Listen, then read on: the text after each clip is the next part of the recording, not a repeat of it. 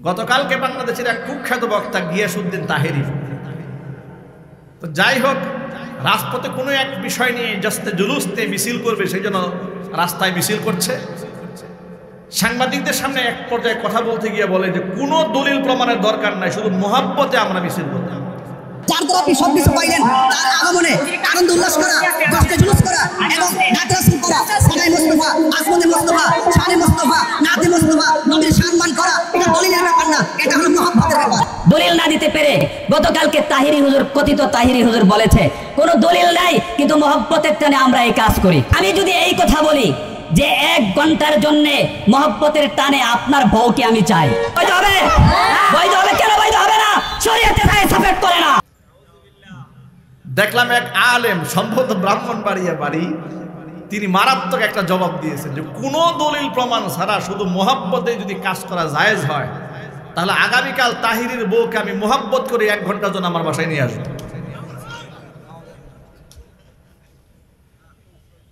যেমন গাল তেমন জুতা, কথা ঠিক কিনা জুলে বলেন? যেমন গাল তেমন জুতা। দিন ও ইসলাম কারো বাপদাদার সম্পদ নয়, আপনি মোহাব্বতে যা খুশি তাই করবেন। কোরআন সুন্নাহর দলিল যদি না থাকে, মন গড়া ধর্মের নামে কিছু চালাই দেবেন, হকপন্থী উলামায়ে কেরাম বসে থাকবে না, ভণ্ডামি করবেন, ভণ্ডামি দাঁত ভাঙ্গার জবাব দেওয়ার জন্য আলেমরা প্রস্তুত হয়ে বসে আছে। প্রতি বছর আমরা দেখতে পাই বাংলাদেশের প্রেক্ষাপটে উলামাদের মধ্যে এক প্রকার বিতর্ক সৃষ্টি হয়ে যায়। কোনো জায়গার মধ্যে চ্যালেঞ্জ ছুড়ে দেওয়া হয়, বহস মুবাহাসা করা হয়। বাস্তবিক অর্থে আমাদের কার্যক্রম দেখে মনে হয় যে রবিউল আউয়াল এসেছে আমাদেরকে বহসে দাগ দেওয়ার জন্য। কথা ঠিক কিনা যেটা বলছে?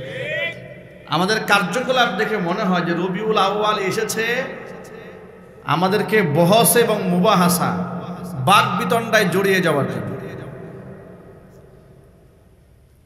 কেউ তো ইশকে নবীর দুহাই দিয়ে এমন কাজ করে ফেলেন যে কাজ শরীয়ত গ্রহণ করে না। এক পর্যায়ে বলেন কোনো দলিলের প্রয়োজন নেই, মোহাব্বতেই করি। এরকম কথাও অনেকে বলে ফেলেন। রবিউল আউয়াল তো আমাদেরকে বিতর্ক করার জন্য আসেনি। রবিউল আউয়াল এই মাসে নবী করিম সাল্লাল্লাহু আলাইহি ওয়াসাল্লাম পৃথিবীতে আগমন করেছেন, আবার এই মাসেই তিনি দুনিয়া থেকে চলে গেছেন। এই মাসে তিনি আগমন করেছেন কিনা সেই ব্যাপারে মুআররিখিন, ঐতিহাসিকদের মধ্যে বিরাট বিতর্ক আছে। সিরাতের কিতাব যারা পড়েছেন তারা দেখেছেন এই মাসে রাসূলের আগমন হয়েছে কিনা, এটা নিয়ে ঐতিহাসিকদের মধ্যে অনেক বিতর্ক আছে।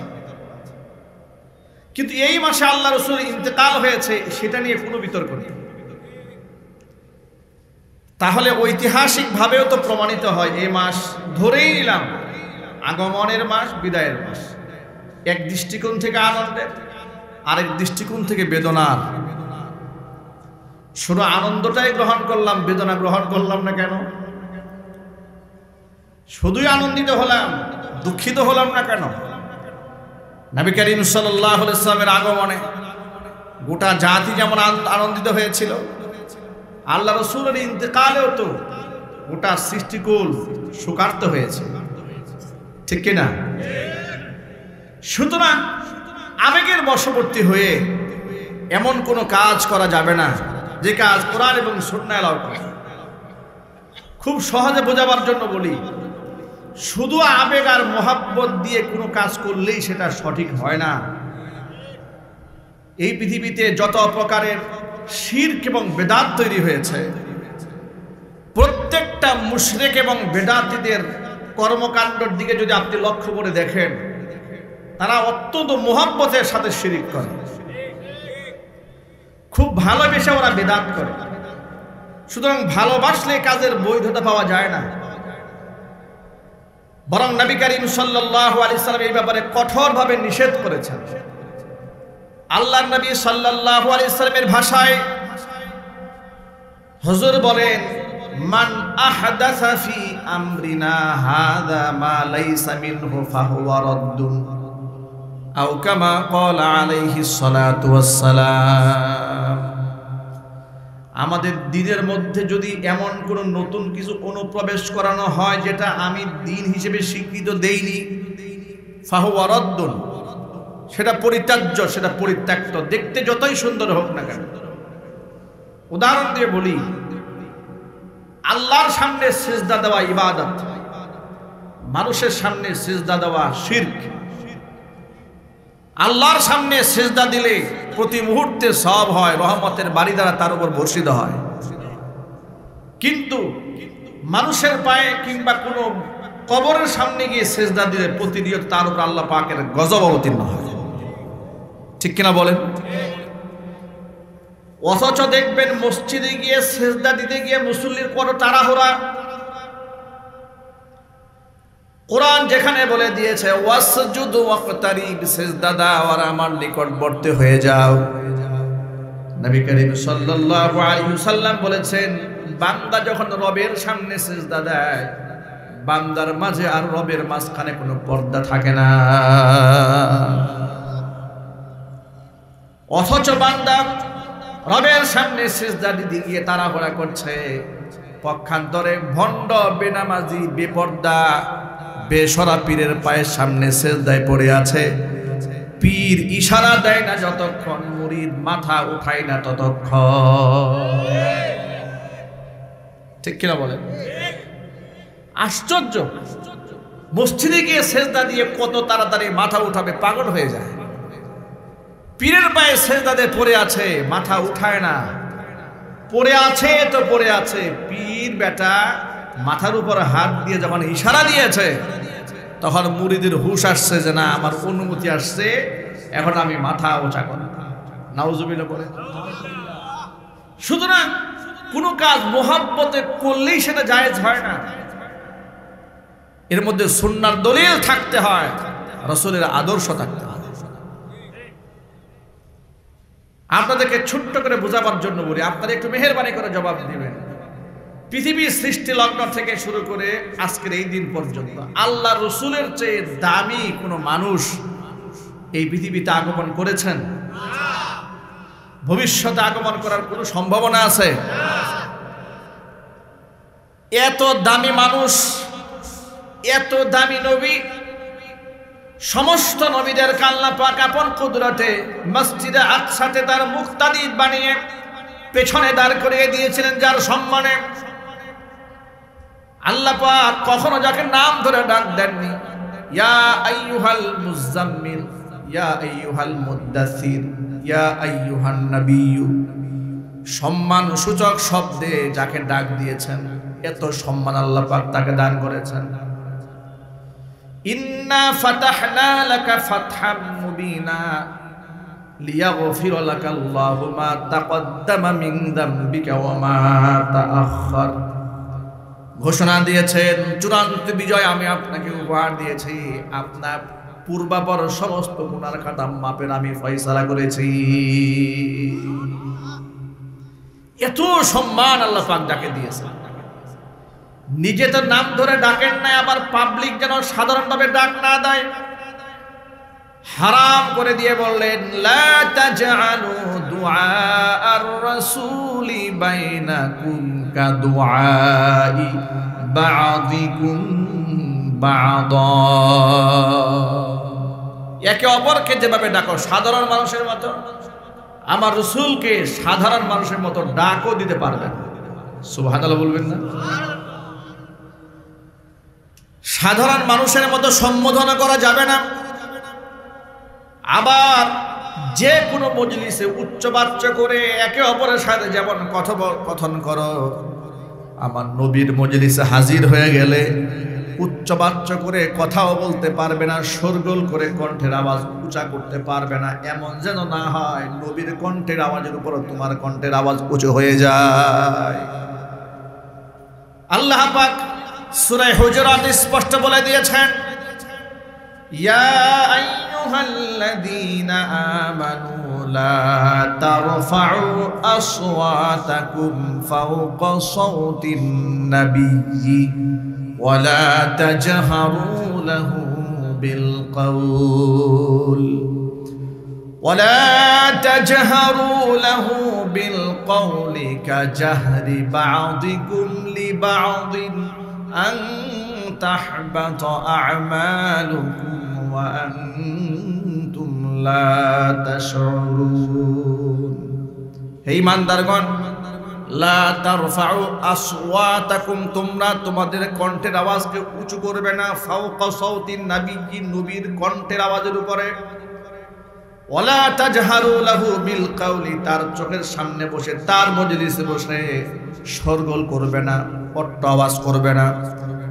এত জোরে আওয়াজ যদি করো যে তার কণ্ঠের আওয়াজ তোমাদের কণ্ঠের আওয়াজতে নিচু হয়ে যায় আন তাহবাতু আমালুকুম এই বেয়াদবি হওয়ার কারণে ওয়া আনতুম লা তাশউরুন তোমরা উপলব্ধি করতে পারবে না তোমাদের অজান্তেই তোমাদের সমস্ত আমলনামাগুলো বরবাদ হয়ে যাবে সব নষ্ট হয়ে যাবে যে রাসূলের সামনে উচ্চ আওয়াজে কথা বলা যায় না সাধারণ মানুষের মতো যাকে ডাকও দেওয়া যায় না কারণ তিনি তো সাধারণ মানুষ ছিলেন না তিনি ছিলেন অসাধারণ মানুষ তিনি সাধারণ নবীও ছিলেন না তিনি ছিলেন নবীদের শিরোমণি নবিয়ুনা মুহাম্মদুর রাসূলুল্লাহ সাল্লাল্লাহু আলাইহি ওয়াসাল্লাম এত সম্মান রাশি আল্লাহ পাক যাকে দান করেছেন দুনিয়ার জীবনেই শুধু সম্মান দিয়েছেন তা নয় কাল কিয়ামতের কঠিন ময়দানে নবীরা পর্যন্ত যেদিন কথা বলতে সাহস পাবে না সমস্ত নবীদের কাছে লোকেরা যাবে সমস্ত নবীরা অক্ষমতা প্রকাশ করে বলবে রবের সামনে কথা বলার সাহস আমাদের নাই ইব্রাহিম আলাইহিস সালাতু ওয়াস সালামের কাছে যাবে তিনি সাহস পাবেন না ঈসা আলাইহিস সালাতু ওয়াস সালামের কাছে যাবেন তিনিও সাহস করবেন না নূহ আলাইহিস সালাতু ওয়াস সালামের কাছে যাবে তিনিও সাহস করবেন না রবের সামনে কথা বলতে আদম আলাইহিস সালাতু ওয়াস সালামের সামনে যাবেন তিনিও কথা বলতে সাহস পাবেন না কেউ যখন কথা বলতে পারবেন না সবাই শুধু একটা কথাই বলবেন আনা লাস্তুলাহা আই আনা লাস্তুলিশ শাফা আমি শাফাতের উপযুক্ত নই আমি শাফাতের হকদার নই প্রত্যেকটা নবী রাসূলের কথা বলবেন সর্বশেষ নবী ঈসা আলাইহিস সালাতু ওয়াস সালাম বলবেন আনা লাস্তুলাহা আমি রবের সামনে দাঁড়িয়ে শাফাত করার হকদার নই তবে তোমাদেরকে আমি একটা পথ বাতলায় দেই তোমরা চলে যাও আখির জামানার পয়গম্বর বিশ্বনবী মুহাম্মদ রাসূলুল্লাহ সাল্লাল্লাহু আলাইহি ওয়াসাল্লামের কাছে রবের সামনে একমাত্র সুপারিশ করার হক তিনিই রাখেন সমস্ত মানুষ দৌড়ে যাবে তার কাছে নবীজি সাল্লাল্লাহু আলাইহি ওয়াসাল্লামকে বলবেন ইশফা লানা আপনি আমাদের জন্য সুপারিশ করেন নবীজি সাল্লাল্লাহু আলাইহি ওয়াসাল্লাম তখন বলবেন আনালাহা আনালাহা আনালাহা নিশ্চয়ই আমি এর হকদার জোরে বলেন সুবহানাল্লাহ এই সম্মানের আসন আল্লাহ পাক শুধু তাকে দান করেছেন যেমন সম্মানিত ছিলেন দুনিয়াতে সম্মানিত আছেন আখিরাতে সেই সম্মানের নবী গোটা জীবদ্দশায় জীবনে কোনো একজন মানুষের কাছ থেকে সেজদা তিনি গ্রহণ করেননি সুবহানাল্লাহ বলবেন না বরং সাহাবায়ে کرام সিজদা দিতে চেয়েছে তিনি তা গ্রহণ করেন বরং আল্লাহর কাছে দোয়া করেছেন কি দোয়া করেছেন এই দোয়াটা মনে রাখবেন সকলে আল্লাহর নবী আল্লাহকে ডেকে বলেছেন আল্লাহুম্মা লা তাজআল কবরি ওয়াসানান ইউবাদ আল্লাহ আমার কবরটাকে তুমি পূজনীয় বানায়ো না ইশতাদ্দা গযবুল্লাহি আলাল ইয়াহুদি ওয়ান নাসারা ইহুদি নাসারাদের উপর আল্লাহ পাকের ক্রোধ দ্বিগুণ হয়েছে মারাত্মক ক্রোধের তৈরি হয়েছে কারণ একটাই ইত্তাখাযু কুবুর আম্বিয়াইহিম মাসাজিদা তাদের নবীদের কবরের জায়গাগুলোকে তারা সেজদার জায়গায় রূপান্তরিত করেছিল ইহুদি এবং খ্রিস্টানদের উপরে আল্লাহ পাকের ক্রোধ বেড়েছে কারণ তারা তাদের নবীদের কবরগুলোকে সেজদার জায়গা বানিয়েছে তা আল্লাহর নবী নিজের কবরটাকে যেন পূজনীয় না হয় দোয়া করেছেন কার কাছে আরো জোরে বলুন এখন আপনারা বলেন পৃথিবীর যত পীর আছে ওলি আছে দরবেশ আছে আমি বেনামাজি গাঁজাখোর মদখোর বেপর্দা বেশরা পীরদের কথা বলি না ধরেন যারা সাচ্চা আল্লাহর ওলি যারা সুন্নাতের জন্য জিন্দেগি উজাড় করে দিয়েছে পৃথিবীর সমস্ত ওলি আউলিয়া গাউস কুতুব আবদাল এক পাল্লায় রাখা হলে নবী করিম সাল্লাল্লাহু আলাইহি সাল্লামের পায়ের নিচের স্যান্ডেলের ধুলার সমান হবে? চিৎকার দিয়ে বলুন হবে। অথচ তারা যে রাসূল সেজদা নিলেন না, এই পীর কত বড় পীর হয়ে গেল, তিনি মানুষের সেজদা গ্রহণ করেন। কথা ঠিক কিনা জলে বলেন? আমি সিলেটে মাহফিল করতে গিয়ে শাহপরান রাহিমাহুল্লাহর কবর জিয়ারত করেছি, শাহজালাল ইয়ামানি রাহিমাহুল্লাহর কবর জিয়ারত করেছি।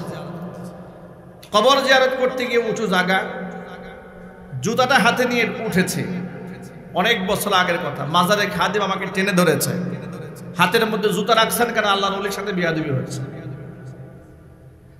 মুখে কিন্তু দাড়ি নাই, উনি প্রতিনিয়ত রাসূলের সুন্নাহর সাথে বিয়াদবি করে, কোনো অসুবিধা নাই।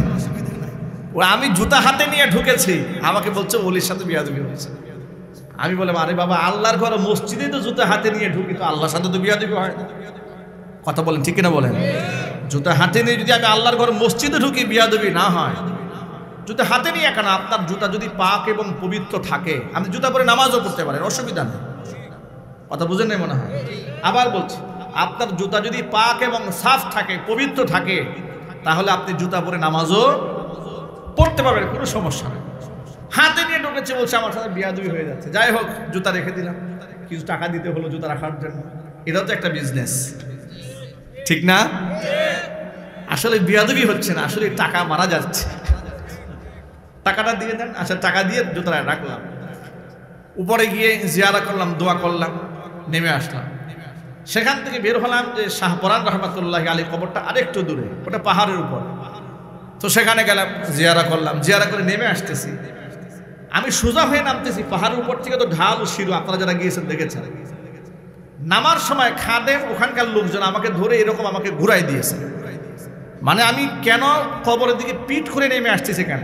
এটা নাকি কবরের শুয়ে থাকা ব্যক্তির সাথে বিয়াদবি হচ্ছে। সোজা হয়ে নামা যাবে না, আমাকে উল্টা পিঠ করে নামতে হবে। চিন্তা করলাম, পাহাড় থেকে উল্টা নামতে কিন্তু কোনো ব্যথা ব্যথা পাই, বা কেনই বা নামবো? এটা বলছে এটা আদবের খেলাফ হচ্ছে। চিন্তা করতে পারেন, খ্রিস্টানেরা ঈসা আলাইহিস সালাতু ওয়াস সালামকে সম্মান করতে করতে করতে করতে আল্লাহর পুত্র যেভাবে বানিয়ে দিয়েছিল, বর্তমান প্রজন্মের উম্মতে মুহাম্মাদের একটা অংশ মুহাম্মদ সাল্লাল্লাহু আলাইহি ওয়াসাল্লামকে সম্মান দেখাতে দেখাতে জিহালাত এবং মূর্খতার কারণে, কোরআন সুন্নাহর জ্ঞান না থাকার কারণে তারা আল্লাহর সাথে শরীক স্থাপন করে বসে আছে। দেখবে লম্বা লম্বা লাল সালু নিয়ে মিছিল করছে, রেড ফ্ল্যাগ নিয়ে পতাকা নিয়ে দৌড়াচ্ছে। নামাজের খবর নাই, রোজার খবর নাই, পরহেজগারিতার খবর নাই, তাকওয়ার খবর নাই। মাজারের সামনে বসে গাজা টানতেছে সমানে, ঠিক কিনা জুড়ে বলেন? আবার তাদেরকে শেল্টার দেওয়ার জন্য মাজারপন্থী কিছু বক্তাও বাংলাদেশে আছে, আছে না নাই? আরো জোরে বলুন। গতকালকে বাংলাদেশের এক কুখ্যাত বক্তা গিয়াসউদ্দিন তাহেরি, তো যাই হোক, রাজপথে কোনো এক বিষয় নিয়ে জাস্তে জুলুসতে মিছিল করবে, সেই জন্য রাস্তায় মিছিল করছে। সাংবাদিকদের সামনে এক পর্যায়ে কথা বলতে গিয়ে বলে যে কোনো দলিল প্রমাণের দরকার নাই, শুধু মোহাব্বতে আমরা মিছিল করব। দেখলাম এক আলেম, সম্ভবত ব্রাহ্মণবাড়িয়া বাড়ি, তিনি মারাত্মক একটা জবাব দিয়েছেন যে কোনো দলিল প্রমাণ ছাড়া শুধু মোহাব্বতে যদি কাজ করা জায়েজ হয়, তাহলে আগামীকাল তাহিরির বউকে আমি মোহাব্বত করে 1 ঘন্টার জন্য আমার বাসায় নিয়ে আসবো। যেমন গাল তেমন জুতা, কথা ঠিক কিনা জুলে বলেন? যেমন গাল তেমন জুতা। দিন ও ইসলাম কারো বাপদাদার সম্পদ নয়, আপনি মোহাব্বতে যা খুশি তাই করবেন। কোরআন সুন্নাহর দলিল যদি না থাকে, মন গড়া ধর্মের নামে কিছু চালাই দেবেন, হকপন্থী উলামায়ে কেরাম বসে থাকবে না, ভণ্ডামি করবেন। ভণ্ডামি দাঁত ভাঙ্গার জবাব দেওয়ার জন্য আলেমরা প্রস্তুত হয়ে বসে আছে।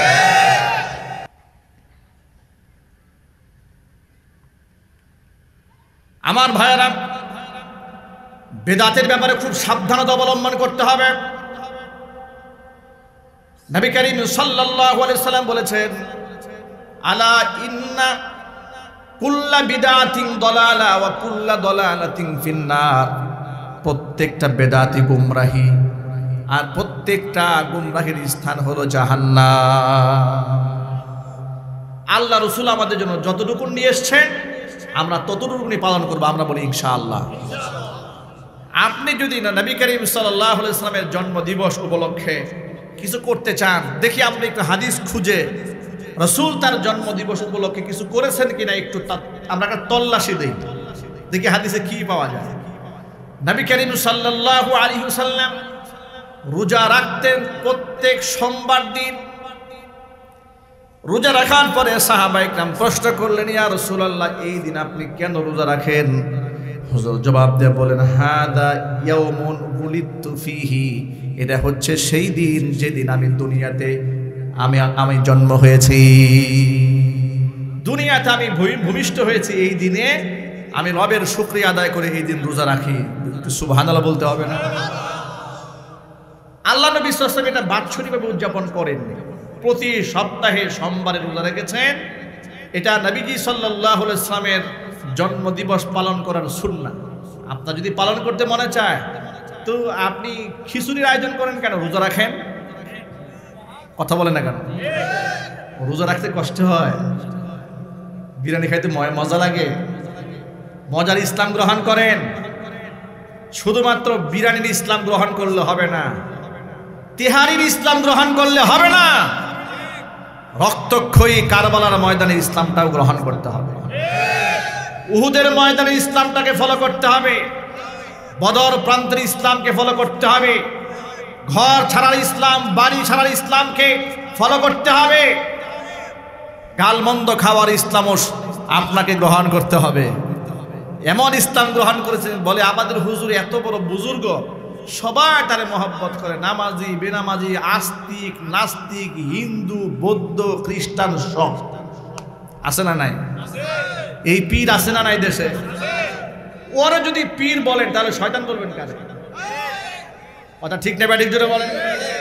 যে পীরের উপরে নাস্তিকও খুশি, রাম খুশি, বাম খুশি, যে আলেমের উপরে হাসিনাও খুশি, মেননও খুশি, ইনু খুশি, আল্লাহর কসম আল্লাহি রাব্বিল কাবা, ও আলেম নয়, ওর চেয়ে বড় জালেম পৃথিবীতে না। আপনি কোথায় পাইলেন এত উন্নত আখলাক? নবী করিম সাল্লাল্লাহু আলাইহি সাল্লাম এত উন্নত চরিত্রের, আল্লাহ কসম করে বলেছেন, ওয়া ইন্নাকা লা আলা খুলুকিন আযীম। আপনি শুধু খুলুকে হাসান না, আপনি মহান চরিত্রের উপর প্রতিষ্ঠিত আছেন। সেই নবীও সবার কাছে ভালো থাকতে পারেননি, এলাকা ছাড়তে হয়েছে। কথা ঠিক না ব্যাঠিক জোরে বলে? বলে আমাদের ইমাম সাহেব এত আল্লাহওয়ালা ইমাম, 30 বছর এক মসজিদে আছে, তার বিরুদ্ধে কেউ টু শব্দও করে না। টু শব্দ করবে কেমনে? ইমাম সাহেব জীবনে মিম্বারে বসে হক কথা বলে নাই, ঠিক আছে? 30 বছর ইমাম সাহেব 100 বছর থাকবে। মুক্তাদিরা তো ধর্ম নিরপেক্ষ মুক্তাদি, সেকুলার মুক্তাদি, ওরা চাই তো এমন ইমাম, সমাজে চুরি হচ্ছে, ডাকাতি হচ্ছে, জেনা হচ্ছে, বদমাশি হচ্ছে, আলেমরা জেল খাচ্ছে, জরিমানা গুনছে, ফাঁসির মঞ্চে চড়ছে, কিচ্ছু জানে না, একদম সুম্মুন বুকুমুন অমিয়ুন, বুবা বদির অন্ধের মতো মিম্বারে বসে গোটা সমাজ জাহান্নামের দিকে ধাবিত হচ্ছে।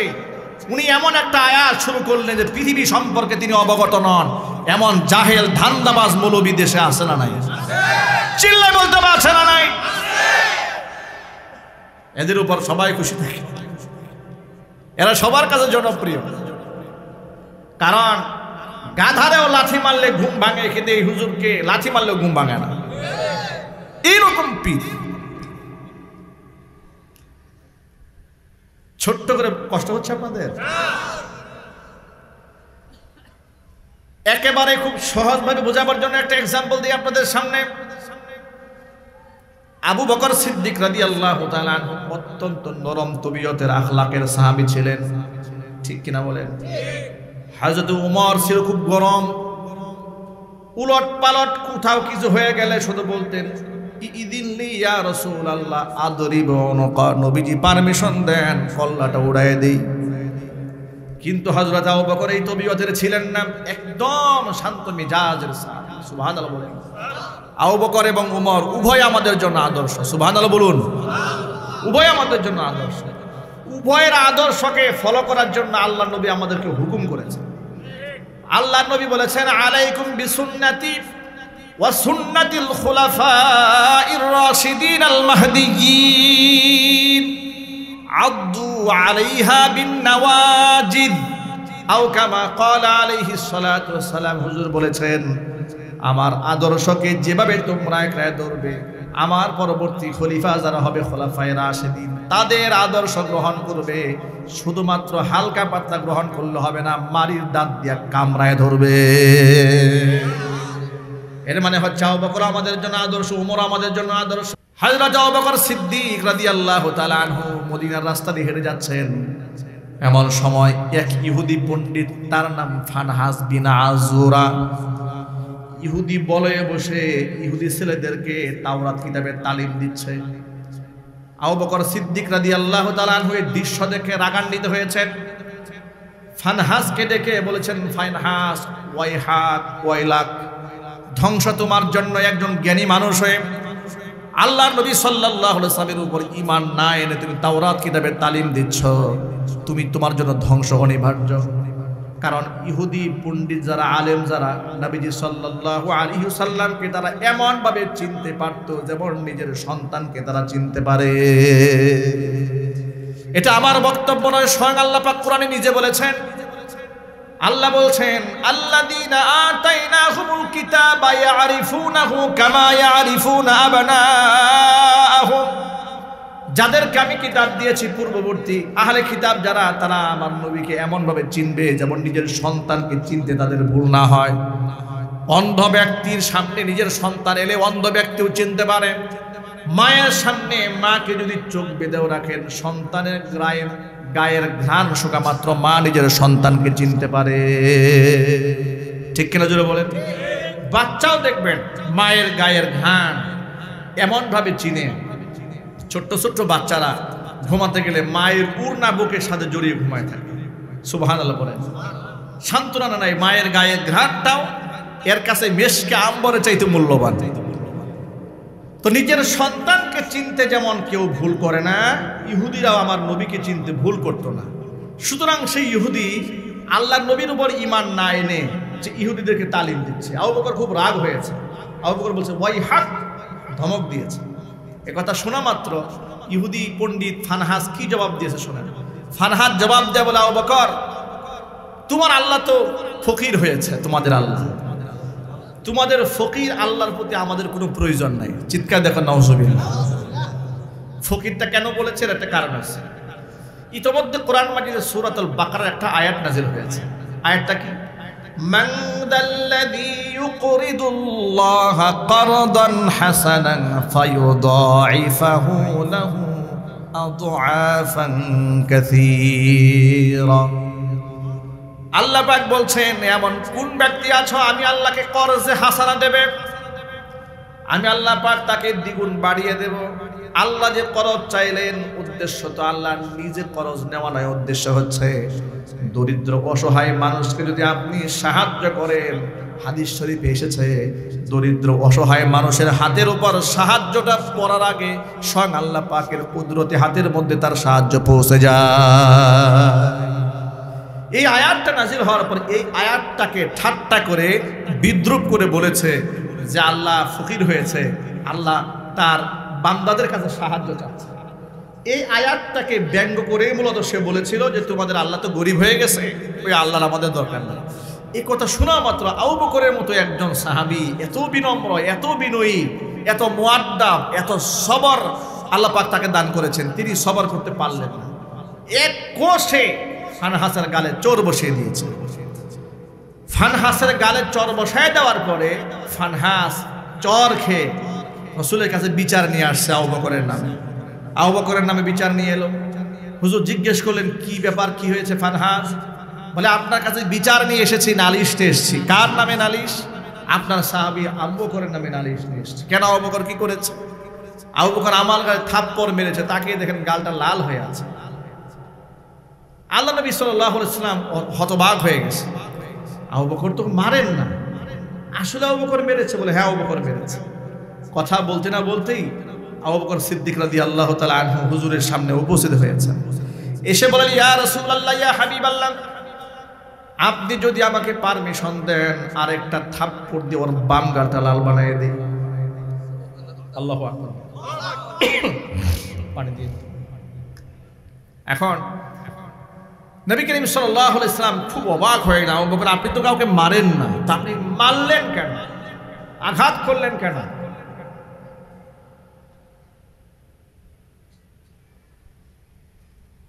আবু বকর বললেন, আল্লাহর নবী, সে যদি আমাকে আঘাত দিত আমি সবর করতাম, আমাকে গালমন্দ করত, ধৈর্য ধারণ করত, কিন্তু সে আমাকে শুনিয়ে শুনিয়ে আমার আল্লাহকে ফকির বলে গালি দিয়েছে, এটা আমি বরদাস্ত করতে পারিনি। নবীজি সাল্লাল্লাহু আলাইহি সাল্লাম ফানহাসকে বলেন, ফানহাস তুমি কি আল্লাহকে ফকির বলে গালি দিয়েছো? ফানহাস তো ইহুদি, যে ইহুদি জেনে শুনে মুহাম্মদ সাল্লাল্লাহু আলাইহি ওয়াসাল্লামকে প্রত্যাখ্যান করেছে, মিথ্যা বলতে তার কোনো সমস্যা আছে নাকি? কি বলেন? জেনে শুনে আল্লাহ রাসূলের উপর ঈমান আনে না, তার মিথ্যা বলতে অসুবিধা আছে? সে বলে না, আমি আল্লাহকে ফকির বলে গালি দেইনি, আমি আল্লাহকে ফকির বলিনি। আবু বকর আমার নামে মিথ্যা কথা বানিয়ে বলছে, হিংসার বশবর্তী হয়ে সে আমার উপর আক্রমণ করেছে। নবীজি সাল্লাল্লাহু আলাইহি ওয়াসাল্লাম এখন তিনি বিচারকের আসনে বসা, তিনি স্বজন প্রীতি করবেন না, আসাবিয়াতে গালেব হবেন না, তিনি পার্সিয়ালিটি করবেন না। কাছের বন্ধু তার সাহাবী বলে তার পক্ষে কথা বলবেন তা নয়। আবু বকরকে বলে, আবু বকর আপনি দলিল পেশ করেন, আপনার বিরুদ্ধে অভিযোগ এসেছে, আপনি তো বলেছেন যে সে আল্লাহকে গালি দিয়েছে, তো প্রমাণ দেন। আবু বকর বলেন, আল্লাহর নবী আমি কি প্রমাণ দেব? যেখানে ওকে মেরেছি সেখানে আমার পক্ষের কেউ ছিল না, সবগুলো ইহুদি, আমার পক্ষে কেউ কথা বলবে না। নবী করিম সাল্লাল্লাহু আলাইহি ওয়াসাল্লাম বিচারকের আসনে বসা, কিসাস দেবেন তিনি, কোরআনের আইন, কোরআনের আয়াত দিয়ে তিনি রায় ঘোষণা করবেন। কোরআনের আয়াতের রায় তো বড় মারাত্মক রায়। সেই রায়টা কি? রায় হচ্ছে ওয়াল জুরুহা কিসাস, মানে যেমন আঘাত করা হয়েছে, কোরআন বলেছে যে আঘাত করেছে যদি কোনো কারণ দর্শাতে, শরীয়ত সংক্রান্ত কারণ দর্শাতে না পারে, হুবহু ওই রকম একটা আঘাত তার গালে ফিরে দেওয়া হবে। ইনসাফ। এই জন্য বিচার ব্যবস্থায় যদি ইসলাম থাকতো, এই যে আমাদের বাংলাদেশে আওয়াজ উঠেছে সংস্কার করতে হবে, সংস্কার করতে হবে, সংস্কার করতে হবে, আপনি কাকে দিয়ে সংস্কার করবেন? কাকে দিয়ে? আপনি যাকে দিয়ে সংস্কার আশা করছেন তাকে দিয়ে কিয়ামত পর্যন্ত এই দেশে কাঙ্ক্ষিত মানের সংস্কার আপনি পাবেন না। সংস্কার তখন হবে যেদিন এই বাংলাদেশের হত্যাকর্তারা আল্লাহর কোরআনের প্রতি শ্রদ্ধাশীল হবে। কোরআনের ধারক এবং বাহকদের হাতে যতদিন না নেতৃত্ব আপনি উঠাইয়া দেবেন, ততদিন পর্যন্ত কাঙ্ক্ষিত সংস্কার আপনি পাবেন না এর আগ পর্যন্ত। দেখুন, স্বৈরাচারী হাসিনা ইসলাম বিরোধী বহুত কাজ করেছে, কিন্তু সে ওই কাজ করতে সাহস পায় নাই যে কাজ ডক্টর ইউনূস করে বসে আছে। আপনি বলবেন অবাক করা বিষয়? হ্যাঁ, অবাক করা বিষয়। স্বৈরাচারী হাসিনা শিক্ষাঙ্গন থেকে ইসলাম বিদায়ের কত পায়তারা করেছে, কথা ঠিক না ঠিক জোরে বলেন? কারিকুলামে কত চেঞ্জ এনেছে, শারীরিক শিক্ষার নামে অশ্লীলতা ঢুকিয়ে দিয়েছে, বন্ধু হয় চ্যাপ্টার বানিয়ে শরীয়তের বিধানকে তুচ্ছ-তাচ্ছিল্য করে ছেলে মেয়েদেরকে ফ্রি মিক্সিং শিখিয়েছে, আরো ইত্যাদি অনেক কিছু করেছে, আলু ভর্তা শিখিয়েছে, ঝিঙ্গালালা হু হু শিখিয়েছে, অনেক কিছু শিখিয়েছে। কিন্তু শিক্ষাঙ্গনে সরাসরি গানের টিচার নিয়োগ দেওয়ার সাহস পায় না। এই অন্তর্বর্তীকালীন সরকার এই সপ্তাহে সিদ্ধান্ত নিয়েছে বাংলাদেশে যত প্রাইমারি স্কুল আছে প্রত্যেকটা প্রাইমারি স্কুলে একজন করে গানের শিক্ষক রাষ্ট্রীয়ভাবে নিয়োগ দেওয়া হবে। এটা নাকি সিদ্ধান্ত হয়ে গেছে মন্ত্রণালয়ে, এটা নাকি পাশ হয়ে গেছে। আমি অবাক হয়ে যাই, দেশের মধ্যে এত সমস্যা, এত সংকট, এত সংস্কার প্রয়োজন, সব কিছু বাদ দিয়ে এই সমস্ত বিতর্কিত উদ্ভট বিষয় যেগুলো এই দেশের মানুষের চিন্তার সাথে, চেতনার সাথে যায় না, সংস্কৃতির সাথে যায় না, বিশ্বাসের সাথে যায় না, এই কাজগুলোকে কারিকুলামের মধ্যে ঢুকিয়ে দিয়ে তিনি নিজে বিতর্কিত হচ্ছেন নাকি কোনো একটা মহল তাকে বিতর্কিত করছে, এটা তো আমাদের বুঝে আসতেছে না। তিনি বিতর্কিত হচ্ছেন কিংবা তাকে করা হচ্ছে এত শত আমরা বুঝি না। তিনি তো আর ফিচার খান না নিশ্চয়ই তার জ্ঞান বুদ্ধি আছে। 90 থেকে 95% মুসলিম অধ্যুষিত এই বাংলাদেশে শিক্ষা কারিকুলামে এদেশের মানুষের ঈমান ও ইখলাসকে প্রাধান্য দিয়ে ধর্মীয় শিক্ষক নিয়োগ না দিয়ে গানের শিক্ষক যদি নিয়োগ দেওয়া হয়, গোটা বাংলাদেশে আন্দোলনের জোয়ার উঠবে। কথা ঠিক না ঠিক জোরে বলেন। সুতরাং বেড়া দিয়েছেন ক্ষেত যেন ছাগলে না খায়, বেড়াই তো ক্ষেত খাওয়া শুরু করছে। এত বিশ্বাস করে হাসিনারে পিটাইয়া ডক্টর ইউনুসকে বসালেন, ইউনুস তো নিজেই স্বৈরাচারী হয়ে বসে আছে। কথা বলেন ঠিক না জোরে বলেন। তা না হলে প্রাইমারি স্কুলে গানের শিক্ষক নেওয়ার জন্য কি বাংলাদেশে কোনো আন্দোলন হয়েছে? চিৎকার দিয়ে বলেন হয়েছে? তাহলে দেশের মানুষ যা চায় না, দেশের মানুষের মেজাজের সাথে যা যায় না, সংস্কৃতি যার সাথে মানানসই নয়, সেটা শিক্ষাঙ্গনে কেন আনা হলো? পক্ষান্তরে এদেশের মুসলমানদের দীর্ঘদিনের প্রত্যাশা প্রাইমারি স্কুলে একজন ধর্মীয় শিক্ষক নিয়োগ দেওয়া হোক।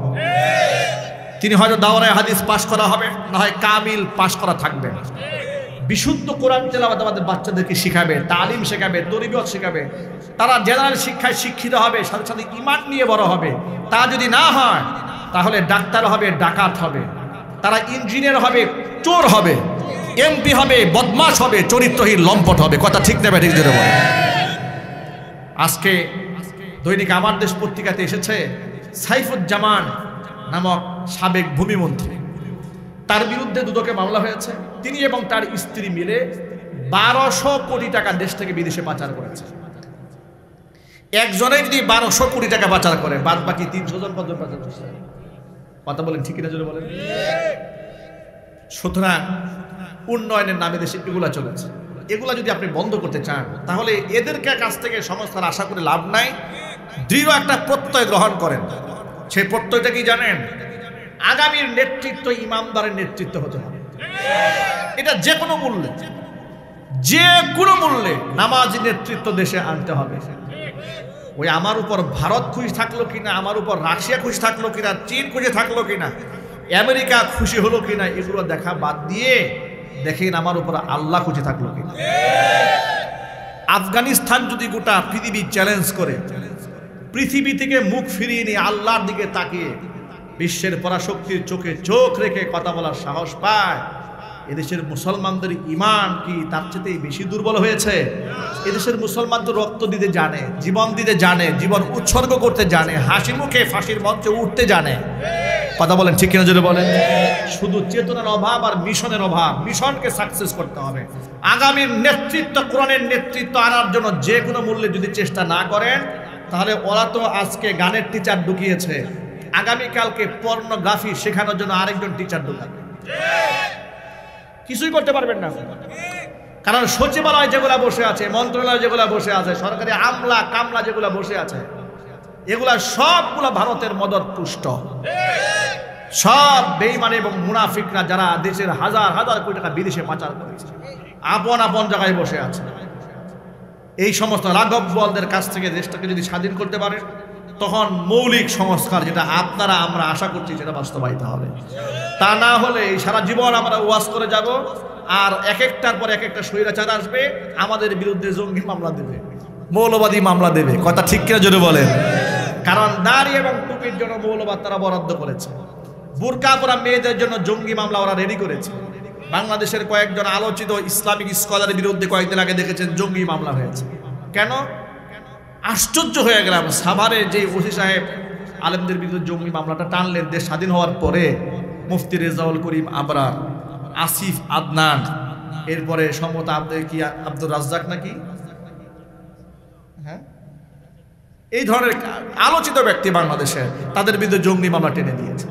এর মানে হচ্ছে সব রোশনের মিলন মেলা এক জায়গায়। আপনাদের সকলে এই ব্যাপারে সচেতন থাকবেন। ওরা সমস্ত আল কুফার মিল্লাতুন ওয়াহিদা, সমস্ত কাফেররা যেমন এক দলভুক্ত, দুঃখজনক বাস্তবতা আমরা মুসলমানরা হাদিস কোরআনে এক দলভুক্ত হলেও সামাজিকভাবে আমরা এক দলভুক্ত হতে পারি নাই। আমরা ফতুয়াবাজি করে, নিজেরা কোন্দল করে, মানুষকে অশ্রদ্ধা করে, আলেম ওলামাদেরকে তুচ্ছ তাচ্ছিল্য করে নিজের মধ্যে বিভেদ তৈরি করেছি। আসুন আমরা ঐক্যবদ্ধ হই, আগামী নেতৃত্ব কোরআনের নেতৃত্ব আমরা এনেই ছাড়বো ইনশাআল্লাহ। কোরআনের নেতৃত্ব আসুক, এটা আপনারা চান? মন থেকে চান? কারা কারা চান হাত দিয়ে কিন্তু মন থেকে চান? মাশাআল্লাহ।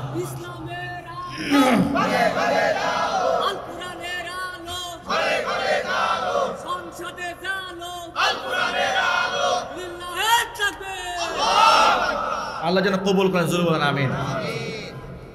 শুধুমাত্র সন্দেহের ভিত্তিতে 2018 সালে মাহফিল মঞ্চ থেকে আমাকে নিয়ে গেল। একটু বোঝাবার জন্য বলি, আমাদের দেশের আইনের অবস্থা দেখায়। পুলিশ আমাকে আমার গাড়ি ব্যারিকেড দিয়েছে, আমি স্টেজ থেকে নেমেছি, সামনে পুলিশের গাড়ি, পিছনে ডিবির গাড়ি, আমাকে আটকে দিল। আমার ড্রাইভারকে ড্রাইভিং সিট থেকে নামিয়ে দিয়েছে, পুলিশ বসেছে, দুই পাশে অস্ত্রধারী দুজন বসেছে, মানে আবার পিস্তলটা আমাকে দেখাচ্ছে, মানে আমি নড়াচড়া না করি। আমি সহজে বললাম আপনারা আমাকে কোথায় নিয়ে যাচ্ছেন, কারণ স্বৈরাচারীর আমলে তো কি গুম করে না খুন করে এটা তো আর কোনো গ্যারান্টি নাই। কথা বলে না কেন? এই যে আজকে মাহফিলে এসেছি, আলহামদুলিল্লাহ এতটুকুন ভয় অন্তরে নাই যে আমি গুম হয়ে যাব বা খুন হয়ে যাব। এই জুলাই আগস্টের বিপ্লবে অন্তরে এতটুকুন নিশ্চয়তা আমরা পেয়েছি, আলহামদুলিল্লাহ বলবেন না? আপনারা কি স্বাধীনভাবে জীবনযাপন করতে সক্ষম হচ্ছেন না? শুকরিয়া দরকার আছে না নাই? যাদের রক্তের বিনিময়ে, যাদের ত্যাগের বিনিময়ে এদের স্বাধীন হয়েছে, এর জন্য দোয়া দরকার আছে না নাই? তো স্টেজ থেকে নামিয়ে নিয়ে গেল। জিজ্ঞেস করলাম কোথায় নিয়ে যাচ্ছেন? বলে থানায়। থানায় কেন নিয়ে যাচ্ছেন? কিছুই বলতে পারবে না, উপরের নির্দেশ। নিয়ে গেল থানায়। জিজ্ঞেস করলাম ওসি সাহেব আছেন? বলে আসেন, একটু কথা বলা দরকার। আমি কথা বলি, আপনি তো বলতে পারেন না, ওসি সাহেব তো বলতে পারবে, আমাকে কেন ধরে নেওয়া হয়েছে? না ওসি সাহেব এখন কথা বলবেন না, আসেন না, সামনে আসেন না। বলবেনটা কি? অনেকক্ষণ কথা বলার পরে ওসি আমিনুল ইসলাম তার নাম, উনি সামনে আসলেন, বসালেন, আমাকে চা খাওয়ালেন, বিস্কুট খাওয়ালেন, বলে হুজুর নাস্তা করেন। নাস্তা করলাম। চা বিস্কুট খাওয়ার পরে জিজ্ঞেস করলাম যে ভাই আপ্যায়ন তো করলেন, একটু বলেন তো আমার অপরাধটা কি, আমাকে মাহফিল থেকে তুলে আনলেন কেন? বলে হুজুর আমিও বলতে পারবো না, উপরের নির্দেশ। কনস্টেবল জানে না, ডিবি জানে না, ওসি জানে না, উনি উনার থানায় আমাকে ধরে নিয়ে এসেছে। এরপরে পরের দিন আদালতে তোলা হলো, দেখলাম মামলার মধ্যে লেখা আছে কোথায় কোন গুপ্ত মিটিংয়ে আমরা ছিলাম, আমার পকেটের মধ্যে 17টা ককটেল বোমা পাওয়া গেছে। স্বৈরাচারী আমলে মামলা দিয়েছে। তখন হারুন ছিল গাজীপুর জেলার এসপি, খুব বিখ্যাত না কুখ্যাত ব্যক্তি, কুখ্যাত হাউন আঙ্কেল। তো যাই হোক, রিমান্ডে যেদিন নেবে, আলেম ওলামা তার কাছে গেলেন, আমার ব্যাপারে সুপারিশ করলেন যে একজন আলেমকে আপনারা এই কষ্টটা কেন দিচ্ছেন। সেদিন এসপি অফিসে আমাকে ডাকা হলো। এসপি সাহেবের সামনে জিজ্ঞেস করলাম আমার আসলে অপরাধটা কি। তিনি বললেন হুজুর আমাদের একটা মিস্টেক হয়ে একটা ভুল ইনফরমেশনে আপনাকে এখানে যাওয়া হয়েছে। মানে ভুল ইনফরমেশনে আমাকে মামলার 1 নম্বর আসামি বানানো হয়েছে। সঠিক ইনফরমেশন দিলে কি দিত? ভুল ইনফরমেশনে মামলা দিয়েছে 17টা ককটেল। যদি সঠিক ইনফরমেশন থাকতো তাহলে কি হতো? এই হচ্ছে আমাদের দেশের আইন, এই হচ্ছে পুলিশ প্রশাসন কার্যক্রম। এগুলো আপনি কি করে দূর করবেন? এটা আপনি কি করে চেঞ্জ করবেন? শুধু ওয়াজ করে, তাসবিহ তাহলিল করে হাজার হাজার মানুষ এখনো পর্যন্ত জেলখানা বিনা অপরাধে কারাবরণ করছে। এখন অকারণে ঘর থেকে তুলে নিয়ে যাচ্ছে। এই দেশ স্বাধীন হয়েছে না, এখনো অসংখ্য নিরপরাধ লোকদেরকে তুলে নিয়ে যাচ্ছে। মামু খালো যাদের আছে জামিন হচ্ছে, মামু খালো নাই জামিন নাই। কথা ঠিক না? ঠিক। এই চেঞ্জ আপনি কি করে করবেন? এই পরিবর্তন তখনই সম্ভব হবে আল্লাহর কোরআনকে যদি আপনি সংবিধান বানাতে পারবেন। এর আগে পারবেন। নবী করিম সাল্লাল্লাহু আলাইহি সাল্লামের কাছে মাইজ ইবনে মালিক আল আসলামী রাদিয়াল্লাহু তাআলা আনহু এলেন, এসে বললেন তাহিরনি ইয়া রাসূলুল্লাহ, আল্লাহর নবী আমি গুনাহ করে নিজেকে নাপাক বানিয়ে ফেলেছি, আপনি আমারে পাক বানায়া দেন। হুজুর বললেন ওয়াইহাক ওয়াস্তাগফিরিল্লাহ ওয়া তুব ইলাইহি। ধমক দিয়ে তাড়িয়ে দিয়েছে, যাও মিয়া, গুনাহ করেছো, আল্লাহকে তওবা করো, আল্লাহর কাছে ক্ষমা প্রার্থনা করো। ধমক দিয়ে চলে গেছে। আবার পরের দিন এসে বলছেন তাহিরনি ইয়া রাসূলুল্লাহ, আল্লাহর নবী আপনি আমাকে পাক বানান, গুনাহ করে আমার দেহটা আমি নাপাক বানিয়ে ফেলেছি। নবীজি সাল্লাল্লাহু আলাইহি সাল্লাম দ্বিতীয় দিনে একই বক্তব্য দিলেন, ওয়াইহাক ওয়াস্তাগফিরিল্লাহ ওয়া তুব ইলাইহি। যাও আল্লাহর কাছে ক্ষমা প্রার্থনা করো, আল্লাহর কাছে কারাকাটি করো, আল্লাহ ক্ষমা করে দেবে। চলে গেছে। আবার তৃতীয় দিন এসে বলছেন তাহিরনি ইয়া রাসূলুল্লাহ, নবী আমি গুনাহ করে নাপাক বানিয়ে ফেলেছি, আমার দেহ পাক বানান। হুজুর বলেন ফি মা উতাহিরুক, কি গুনাহ করেছো, কি গুনাহ তুমি করলে? প্রতিদিন তুমি আমার কাছে আসো, তওবা করতে বলি, তুমি তওবা না করে আবার আমার কাছে আসো। এমন কোন গুনাহ করেছো যে গুনাহের জন্য আমি তোমাকে পবিত্র করতে হবে? তিনি বললেন মিনাজ জিনা ইয়া রাসূলুল্লাহ, নবী আমি জিনা করে ফেলেছি, শয়তানের ওয়াসওয়াসায় পড়ে আমি জিনা করেছি, যার শাস্তি মৃত্যুদণ্ড আমার উপর কার্যকর করে আপনি আমাকে গুনাহ থেকে পাক বানায় দেন। দুনিয়াতে মৃত্যুদণ্ডের শাস্তি হাসি মুখে মেনে নিতে পারি, জাহান্নামের আগুন মানতে পারবো না। অপরাধী নিজের রাসূলের সামনে স্বীকারোক্তি পেশ করার পরে আল্লাহর নবী তাকে এটা অ্যাকসেপ্ট করলেন না। আল্লাহর নবী নিজে ইনভেস্টিগেশন করলেন। সুবহানাল্লাহ। এলাকায় লোক পাঠালেন, খবর পাঠালেন এই লোকটা পাগল কিনা, মাতাল কিনা, উন্মাদ কিনা, মাথায় কোনো প্রবলেম আছে কিনা তথ্য নিয়ে আসে। এলাকার মানুষের কাছে তথ্য আনা হলো, বললেন তিনি সুস্থ মানুষ। এরপরে উপস্থিত সাহাবীদেরকে বলেন এক কাজ করো, এলাকার লোকেরা সাক্ষ্য দিয়েছে সে সুস্থ, তোমরা এই মুহূর্তে ইনস্ট্যান্ট প্রেজেন্ট তোমরা তার মুখের মধ্যে নাক লাগাও, দেখো তার মুখের মধ্যে নাপাকের দুর্গন্ধ আছে, মানে সে মদ পান করেছে কিনা, শারিবাল খামরা, সে মদ খেয়েছে কিনা। মদ খেতে মাতাল হয়ে মাথা ঠিক থাকবে না, উল্টাপাল্টা কথাবার্তা বলবে, দেখো তো মদ খেয়েছে নাকি। সাহাবায়ে কেরাম মুখের মধ্যে নাক লাগায় চেক দিলেন, নাক লাগিয়ে বললেন যে না তিনি মদ পান করেন। চিন্তা করে দেখেন, আসামি নিজে স্বীকারোক্তি দেওয়ার পরেও আল্লাহর নবী তার ব্যাপারে সিদ্ধান্ত গ্রহণ করতে গিয়ে নিজে ইনভেস্টিগেশন করলেন, তদন্ত তালাশ করলেন। সমস্ত তথ্য উপাত্ত পাওয়ার পরে নবীজি সাল্লাল্লাহু আলাইহি সাল্লাম তার মৃত্যুদণ্ডের রায় কার্যকর করলেন। অথচ আপনি শুনে অবাক হবেন, এই সাহাবীর যখন চতুর্দিক থেকে পাথর মারা হচ্ছে, তার গায়ে রক্ত ফিনকি দিয়ে এসে খালিদ বিন ওয়ালিদ রাদিয়াল্লাহু তাআলা আনহুর গায়ে লেগেছে। তখন তিনি বলেছেন ধিক্কার দিয়ে, তোমার মতো একটা নাপাক মানুষের রক্ত আমার গায়ে লেগেছে। নবীজি সাল্লাল্লাহু আলাইহি ওয়াসাল্লাম বলেছেন তুমি তাকে ধিক্কার দিও না। তার তওবা আল্লাহর কাছে এমনভাবে কবুল হয়েছে, 70 জন গুনাহগার ব্যক্তির জন্য যদি তার একজনের তওবা বন্টন করে দেওয়া হতো, 70 জন ব্যক্তিকে আল্লাহ ক্ষমা করে দিতেন। শুধুমাত্র সন্দেহের ভিত্তিতে রায় হয় না, কিন্তু আমাদের বাংলাদেশে সন্দেহের ভিত্তিতে বছরের পর বছর মানুষ আয়না করে থাকে। কথা ঠিক তাই বা ঠিক জোরে বলে? রফিকুল ইসলাম মাদানীকে চেনেন? আকার আকৃতিতে ছোট, সাহসিকতায় আমাদের চাইতেও বড়, ঠিক না? তিনি তার এক বক্তব্যে বলেছেন, আমি শুনেছি 1 বছর পরে আদালতে জেল থাকতে, অনেক লম্বা সময় জেল খেটেছে। 1 বছর পরে কোর্টে তোলার পরে বিচারক জিজ্ঞেস করছে, হুজুর আপনি বলেন তো আসলে কি আপনার কোনো অপরাধ আছে? 1 বছর জেল খাটার পরে, কথা বুঝেন না মনে হয়? 1 বছর রিমান্ড খাটা হয়েছে, জেল খাটা হয়েছে, ছেলে জীবন শেষ, 1 বছর জীবন তো পচে গেছে। 1 বছর পরে আদালতের বিচারক জিজ্ঞেস করে আপনার কি আদৌ কোনো দোষ আছে? হুজুর বলেন এবার আপনি। এই হচ্ছে আমার দেশের বিচার ব্যবস্থা। বিনা অপরাধে বছরের পর বছর মানুষ কারাবরণ করছে। এই পুরা সিস্টেমটাকে আপনি চেঞ্জ করতে পারবেন না। এই 72-এর পচা সংবিধান বাতিল করলে আল্লাহর কোরআনের সংবিধান রচনা করতে হবে। আল্লাহর কোরআন দিয়ে সংবিধান বানাতে পারবে ইনশাআল্লাহ।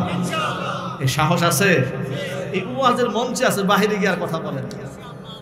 সকল ক্ষেত্রে রাজনৈতিক মাঠে গর্জে উঠতে হবে, কোরআন আছে যেখানে আমরা আছি, কোরআন নাই যেখানে আমরা নাই। এই কথাগুলো বলতে হবে। পারবেন তো ইনশাআল্লাহ? সব জায়গায় পারবেন। আল্লাহ যেন কবুল করেন, মঞ্জুর করেন। জোরে বলেন আমিন। যে কথা বলতে চেয়েছিলাম, নবী করিম সাল্লাল্লাহু আলাইহি সাল্লামকে আল্লাহ পাক এত শান, এত মান, এত মর্যাদা, এত কিছু দিলেন, সিজদা গ্রহণ করলেন না। অথচ এরা এত বড় পীর হয়ে গেছে, পীরে কামেল। হ্যাঁ, নামাজ নাই 1 ওয়াক্ত, পীরে কামেল গাজা টানে 6 ওয়াক্ত। আছে না নাই? দুর্গন্ধে পাশে বসা যায় না, ঢোল তবলা নারেঙ্গি সারেঙ্গি অভাব নাই, মেলা জমিয়েছে। আমি চিটাগং অঞ্চলে যাচ্ছি প্রোগ্রামে, কুমিল্লাতে রাস্তার পাশে দেখলাম বিশ্ব পাগলের মেলা। কি মেলা? বিশ্ব পাগলের মেলা। গাড়ি দাঁড় করা না, গেটের সামনে দাঁড়িয়ে এলাকার একজন লোককে ডাক দিয়ে বলি, ভাই বিশ্ব পাগলের মেলা এর ব্যাখ্যাটা বলেন তো একটু। তিনি বলে, হুজুর আর বলবেন না, এখানে সারা বাংলাদেশের যত প্রকারের গাঁজাখুর আছে সব গাঁজাখুররা এখানে এসে জমা হয়। বস্তায় বস্তায় গাঁজা খায় প্রকাশ্য দিবালকে, আর নাম দিয়েছে বিশ্ব আশিকের মেলা, বিশ্ব পাগলের মেলা। পাগল না, সব বিশ্ব গাঁজাখোরের মেলা। কথা বলেন ঠিক কিনা? বাংলাদেশের অধিকাংশ মাজারগুলোতে এই বিশ্ব পাগলগুলা, বিশ্ব গাঁজাখোরগুলো আসর বানায় বসে আছে। ধর্মের নামে গোটা ধর্মটাকে নাপাক বানিয়ে ছেড়ে দিয়েছে। আল্লাহ যেন আমাদের হেফাজত করেন, জোরে কোন আমিন। দেখুন, নবী করিম সাল্লাল্লাহু আলাইহি ওয়াসাল্লামের সুন্নাতের মধ্যে এই জাতির মুক্তি রয়েছে। সুতরাং আমরা এই সিরাতুন নবী সাল্লাল্লাহু আলাইহি ওয়াসাল্লাম মাহফিলে আজকে আমরা প্রথম সবক শিখলাম, রাসূলের জন্মদিন উদযাপন করতে হবে রোজা রাখার মাধ্যমে। সেটা বছরে একবার না, প্রতি সপ্তাহে। জোরে বলুন, কথাটা মনে থাকবে তো ইনশাআল্লাহ। আমরা রাসূলের সুন্নাহর বাহিরে কোনো কাজ করব না, বলেন ইনশাআল্লাহ। আবেগ দিয়ে কাজ করব, যে সব দলিল বাদ, শুধুমাত্র মুহাব্বতে করব না, আমার মুহাব্বত হতে হবে নবীজি সাল্লাল্লাহু আলাইহি ওয়াসাল্লামের সুন্নতের মাধ্যমে। কারণ আমি কি ভালোবাসলাম, আমার হাসি, আমার কান্না, আমার আবেগ সব ইসলাম কন্ট্রোল করে দিয়েছে। আজকে নবধ্বনি পাঠাগার আজকের আয়োজন করেছেন, সিরাতুন নবী সাল্লাল্লাহু আলাইহি ওয়াসাল্লাম মাহফিল আয়োজন করেছেন। আল্লাহ পাক যেন আমাদের সকলকে, যে কথাগুলো আপনাদের সামনে আলোচনা করেছি, সবার আগে আল্লাহ তাআলা আমাকে, আমার ভাইদেরকে, মা বোনদেরকে আমল করার তৌফিক দান করেন। জোর আওয়াজে বলুন আল্লাহুম্মা আমিন।